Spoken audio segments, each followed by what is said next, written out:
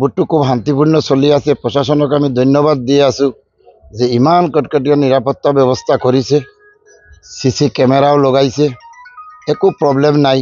যি মানুহে যার মৌলিক অধিকার বিবেক বুক যার দিব লাগা আছে তাক দিয়ে আছে। এইবার যেটো ইলেকশন হয়ে আছে আমি প্রশাসনক ধন্যবাদ দিয়ে আছো। ভোটটো আমি যেটো খবর পাইছো তিনফালে পড়ে আছে, বিজেপি, ইউডিএফ, কংগ্রেস, আর আমার জয়টো নিশ্চিত।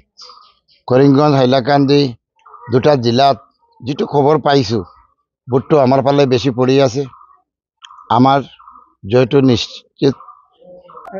আপুনি ভোটদান কৰিছে কিন্তু আপোনালোকৰ আইডিএফৰ প্ৰাৰ্থীগৰাকী আৰু আপোনালোকৰ ফাইট কাৰ লগত হ'ব? আইডিএফৰ আপোনালোকে জিত নিশ্চিত আছে, কিন্তু কংগ্ৰেছৰ আমার ফাইট তো সদায় আমি কৈ আছো বিজেপির লগত হব, কংগ্রেস ফ্যাক্টর নয়। এআইডিএফ বিজেপির লগত ফাইট হব আর আমার জয়টো নিশ্চিত হব। কংগ্ৰেছৰ যিগৰাকী প্ৰাৰ্থী আছে তেওঁৰ কিন্তু আজি ভোটদান অনুষ্ঠিত নাই, কি ক'ব? নিজৰ সমষ্টিত ভোট নাই, এইটো সমষ্টিত ভোট নাই, এইটো আপোনালোকে আগৰ পৰাও জানে। সেই মানুহজন হেদায়তপুৰত গুৱাহাটীত থাকে, হাইকোৰ্টত ওকালতি কৰে, আৰ তাত ভোট থাকিলে দিব পাৰে, যেতিয়া নাই কৰ পৰা দিব। মানুহে এতিয়া তিনটা ক্যান্ডিডেটক ভাগাভাগি করে দিয়ে আছে, আমার পাল্লাটো ভারী আছে, আমার জয়টো নিশ্চিত হব। আর কন্টেস্ট আমার বিজেপির লগত হব। যেটো খবর আমি পাই আছো যে আচরিত কথা, এইবার মাইনরিটির মানুহে বহু ভোট বিজেপির ডালি আছে। সেইটো অৱস্থাত মাইনৰিটি মানুহে বিজেপিত ভোটদান কৰি আছে। আমি আমাৰ সমষ্টিটো খবৰ লৈছো, মাইনৰিটি চেণ্টাৰত অলপ চলপ ভোট বিজেপিত পৰি আছে। সেই কাৰণত আমি কৈছো কংগ্ৰেছ আমাৰ ফেক্টৰ নহয়, বিজেপিৰ লগত আমাৰ ফাইট হ'ব। যেতিয়া মাইনৰিটিৰ মানুহে বিজেপিত ভোট দিয়া আছে, আচৰিত কথা।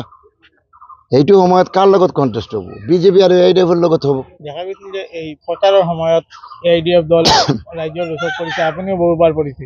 আচ্ছা, এইবিলাক সাধাৰণ কথা। এইটো এফেক্ট কৰিব নেকি? আমি ৰাইজৰ প্ৰতিনিধি, ৰাইজৰ কিবা এটা দুটা ল'ৰা থাকিব, এনেকা প্ৰশ্ন উত্তৰ চলিব, সেইটোত ভোট নহয়। ভোটটো মানুহে চিন্তা ভাৱনা কৰি যিয়ে ভাল কাম কৰে, যি ডেভেলপমেণ্ট কৰি আছে, যি মানুহৰ কাষত আছে, যি মানুহৰ সুখ দুখত পাৰ্ট নি থাকে, তাক চইচ কৰে মানুহে। এইবিলাক কথা কৈ লাভ নাই। ৰাজনীতি আপোনালোকেও দেখিছে, আমিও দেখি আছো। পলিটিক্যাল পাৰ্টিবিলাক যিমান পাৰ্টি আছে, গোটেই পাৰ্টিবিলাকৰ ইলেকশ্যনৰ টাইমত কিবা কিবি এটা হৈ থাকে, কিন্তু ৰিজাল্টৰ পাছত গম পাওঁ যে কোনটো পলিটিক্যাল পাৰ্টি উইন কৰিছে, কোনটোৰ সমৰ্থন আছে।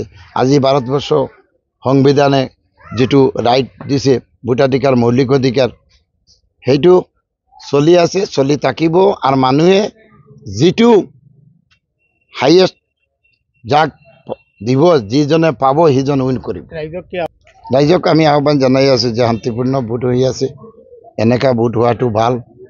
যিয়ে যাক দেয় দি থাকক, কাউন্টিংৰ পাছত আপোনালোকে গম পাব কাৰ কোনটো পজিশন আছে। আৰু এটা ইনসিডেন্ট হৈছে আজি এটা পুলিং ষ্টেচনত, জল্লাছড়া, যেটো গল্লাছড়া এৰিয়া, ফাৰুক আহমদ বুলি এটা ল'ৰা ঢুকাইছে। তাৰ এআইডিএফৰ আমাৰ পুলিং এজেণ্ট আছিলে। খবৰটো পাই আমাৰ খুব বেয়া লাগিছে। ভোটটো দি যেতিয়া ওলাইছে তেতিয়া ষ্ট্ৰোক হৈছে, কিবা এক্সিডেণ্ট কৰিছে। সেইটো শুনি আমি তাৰ পৰিবাৰক প্ৰতি সমবেদনা জ্ঞাপন কৰি আছো।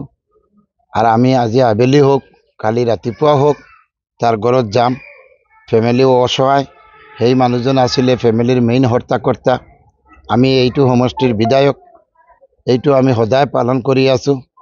যেতিয়া যি মানুহ এনেকা প্ৰব্লেম হয় আমি খবৰ লৈ থাকো। আৰ সৰকাৰেৰ পৰা অনুরোধ করিম, যদি কিবা এনেকা সিস্টেম আছে তাহলে তার পরিবারক কিবা আর্থিক যদি অনুদান দিব পারে, এইটো আমি চেষ্টা করিম। Join BSc Nursing and GNM at St. Martha Institute of Nursing, Guwahati under SM Group of Institutions.